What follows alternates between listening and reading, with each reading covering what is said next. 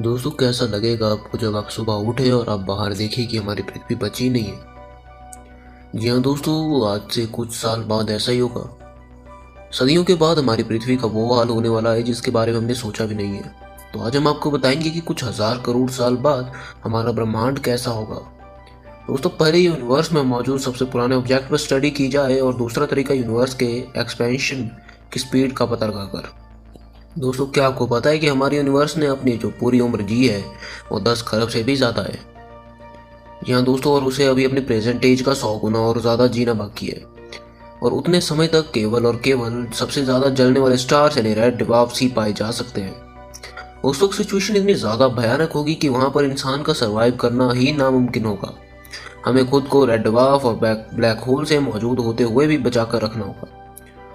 या दोस्तों, रेड डिवार्फ्स तब शायद इंसान के लिए किसी सेफ हाउस के जैसे होंगे। यूनिवर्स में इसके अंत के करीब आने वाले सालों से पहले ही किसी नए स्टार की फॉर्मेशन होनी बंद हो चुकी होगी, जिसकी वजह से यहाँ किसी भी तरह के नेब्यूले, सुपरनोवा, ब्लास्ट या ब्लू जायंट स्टार के मौजूद होने की संभावना भी नहीं बनती। उस वक्त तक हमारी गैलेक्सी मिल्की वे भी किसी दूसरी गैलेक्सी एंड्रोमेडा M31 के साथ टकराकर अपना अस्तित्व खो चुकी होगी। इन दोनों गैलेक्सी के मिलने से इस विशाल गैलेक्सी में भी किसी तरह की धूल या गैस मौजूद ही नहीं होगी। ऐसे में रात को आसमान में तारे बिखरे हुए नजर आएंगे। उस यूनिवर्स में स्टेलर डेंसिटी यानी तारों की संख्या गैलेक्सी के सेंटर की तरफ ज्यादा होगी।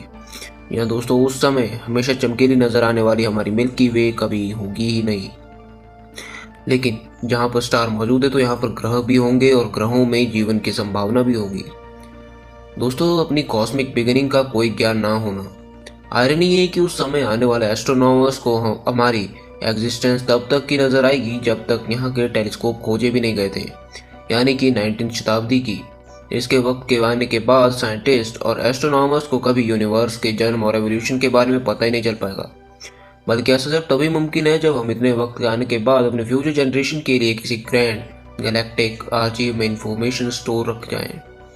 स्पेस टाइम के बढ़ने की वजह से 1 अरब गैलेक्सीज बहुत पहले ही अपनी जगह छोड़कर कहीं और फैल चुकी होगी। बेतादाद वाइट डिवार्फ्स, ब्लैक होल्स और न्यूट्रॉन स्टार इस बात का सबूत होंगे कि स्टेलर एवोल्यूशन यानी कि स्टार्स का एवोल्यूशन ही एकमात्र रास्ता है। उनका अस्तित्व इस बात की ओर इशारा करेगा कि यूनिवर्स इटर्नल नहीं है और इसका अंत होना भी तय है। या दोस्तों, हालांकि उस वक्त तक बिग बैंग थ्योरी से उत्पन्न हुआ कॉस्मिक ग्लो आज से 10 खरब साल बाद इतना कमजोर पड़ चुका होगा कि उसको देखना भी संभव नहीं होगा। और यही वजह है कि वहाँ के एस्ट्रोनॉमर्स को यूनिवर्स की शुरुआत और बिग बैंग के बारे में कुछ भी पता नहीं होगा।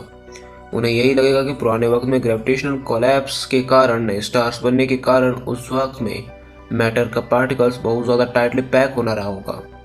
तारों की खास उम्र, कूलिंग व्हाइट डिवार्फ्स की एज से एस्ट्रोनॉमर्स ये तो कैलकुलेट कर लेंगे कि व्हाइट यूनिवर्स में कोई ऐसी घटना हुई थी जो अनेक स्टार्स का फॉर्मेशन एक साथ हो गया, लेकिन उन्हें यह कभी नहीं पता चल पाएगा कि हमारी गैलेक्सी के एक दूसरी स्टार सिटी से कंबाइन होने की वजह से हुआ था। दोस्तों, इस सबसे ज़्यादा डराने वाली बात यह है कि उस समय रनवे स्टार के पास चक्कर लगाते किसी भी प्लेनेट पर मौजूद सिविलाइजेशन के लोग हमारी गैलेक्सी को आकर छोटी होकर लाल रंग की धीरे धीरे डिम होते हुए देख पाएंगे और फिर उनकी नज़रों से पूरी तरह ओझल हो जाएगी। इस बात से आप अंदाज़ा लगा सकते हैं कि उस समय कितना भयानक नज़ारा होगा। आने वाला फ्यूचर बहुत ही ज़्यादा भयानक होगा। और आपको क्या लगता है कि इस चीज़ के लिए हमें कुछ करना चाहिए, जैसे कि हमें पॉल्यूशन को रोकना चाहिए या कुछ और साइंस के एक्सपेरिमेंट्स को बंद करना चाहिए? कुछ तो हमें अपनी राय कमेंट्स में ज़रूर बताएं।